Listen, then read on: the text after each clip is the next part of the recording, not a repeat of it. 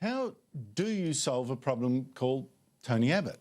Now, this is, whether you're bored with it or not, whether you're an Abbott hater or an admirer, this is the biggest issue in Australian politics right now. I know it should be about you, but on this turns the future of the Liberal Party and the result of the next election, plus, of course, the battle of ideas. Joining me is the panel, Parnell McGuinness, writer and director of communications agency Thoughtbroker, and Bruce Hawker, former Labor campaign guru and head of the Campaigns and Communications Group. Bruce, as a good Labor man, you obviously don't want this problem to go away. This will go to the election and you'd be cheering all the way. But I'm appealing to you as a political guru, a man who went through this with Rudd and Gillard. How would you actually solve this if you were brought in and, Bruce, you've gone through these fires, how do we fix it? Yeah, of course, over in Liberal Party headquarters, they'll be rolling their eyes right now. But, yeah, in the spirit in which that question's offered, I'd have to say that I don't think Turnbull is salvageable. That's my genuine view. And it's really because I think he now lacks authenticity as far as the electorate's concerned. He's tried pretty hard in recent days to regain some of that, but I just don't think he's cutting the mustard. The polling's telling us that, and I think more detailed research would also say that. By the same token, I think Tony Abbott is not going to be a successful alternative to Turnbull. He's not like Rudd was. I mean, the public wanted Rudd back. They felt aggrieved by the manner in which he'd been removed for various reasons, probably because Abbott went far too hard in the 2014 budget. He lost a lot of that opportunity to position himself as a popular Prime Minister.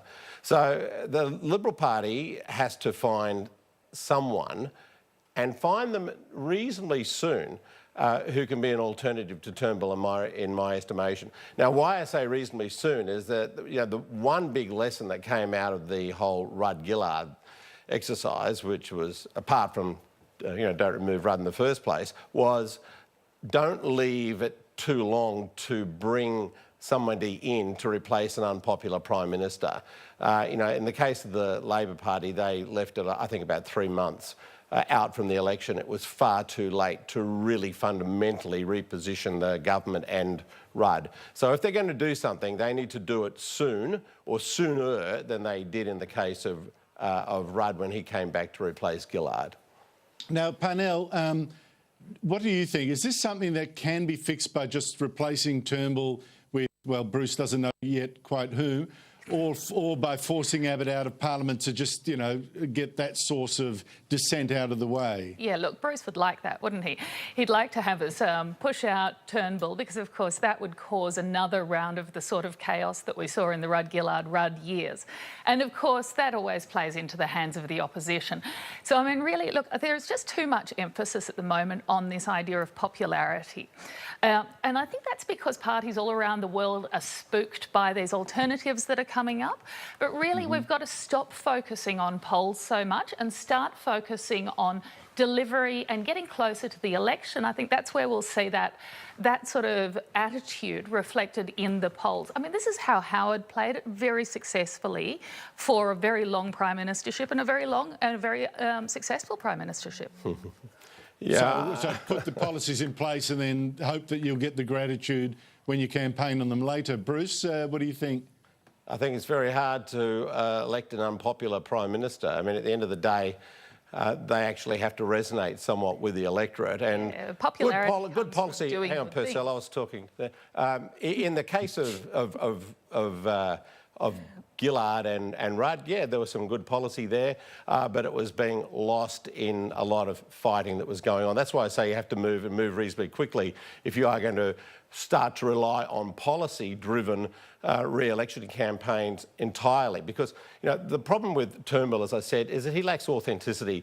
To the Conservatives inside the Liberal Party and the Liberal voters, he's seen as somebody who is really a bit of a threat to conservative Australia, and to progressives, he's somebody who sold out on fundamental issues that he stood for, like the Republic, like an emissions trading scheme, those sorts of issues. That won't sell now. Hey, Parnell, can I ask you, Josh Freydenburg's intervention I found very interesting today, and I know that some senior Conservatives looked at it with raised eyebrows and were very angry.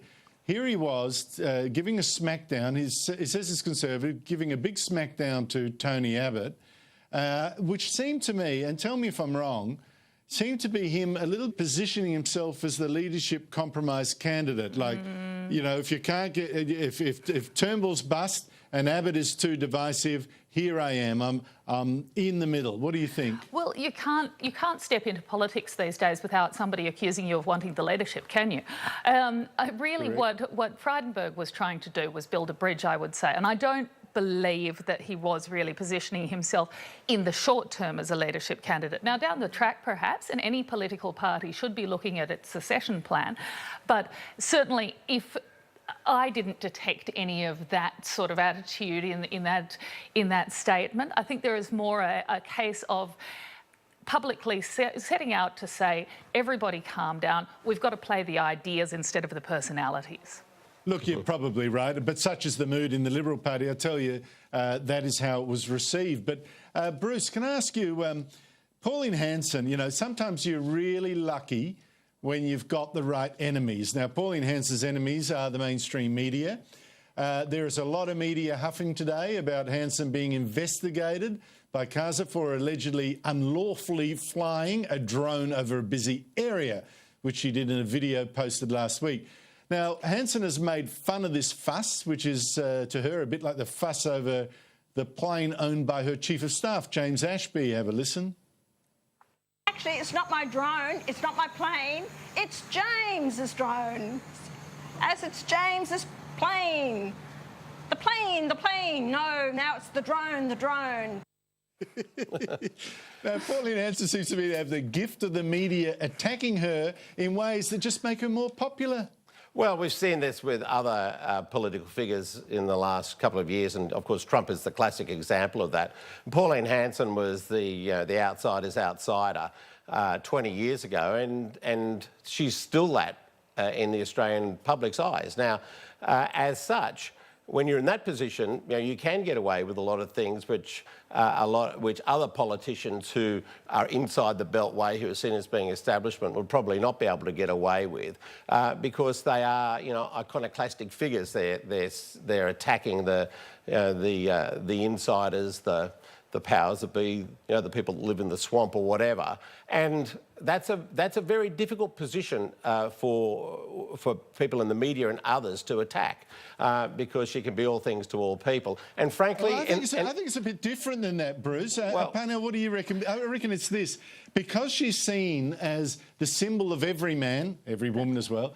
If the authorities go and crack down on her for flying a little drone, they're attacking their right to fly a drone, right. for heaven's sake. That's right. And this is, you know, it's not about whether it was right what she did or wrong what she did. It is very much about this relatability that people like to talk about these days, which basically means stop being so highly messaged and highly polished and talk to us like the human being that you are. And this is why you see, I think, also such great resonance with Barnaby Joyce. He talks like a real person. People are sick of being messaged to. They're sick of hearing this very overproduced sort of a picture, and they want to hear from the people who are standing for election. Yeah, there's nothing particularly new about that. I mean, Joe Bjelke-Petersen was a classic example of that, you know, 40 years ago in Queensland. And I think there's always been a role for people like that in politics. Whether you'd want to see them actually running the country is another thing entirely. But you know, I think there was an overreaction in the case of the way in which they responded to the flying of the drone, although I find them to be irritating things and wouldn't want them too close to me. But it seems to be an overly officious response to someone who was basically having a bit of fun. That was the impression I got. And, you know, she will continue to play that role very successfully, I think, to a certain percentage of the Australian population. Look, I'm sorry, I've got to go. I think you're absolutely right. If they want to make her day, charge her. Parnell McGuinness and Bruce Hawker, thank you so much for your time.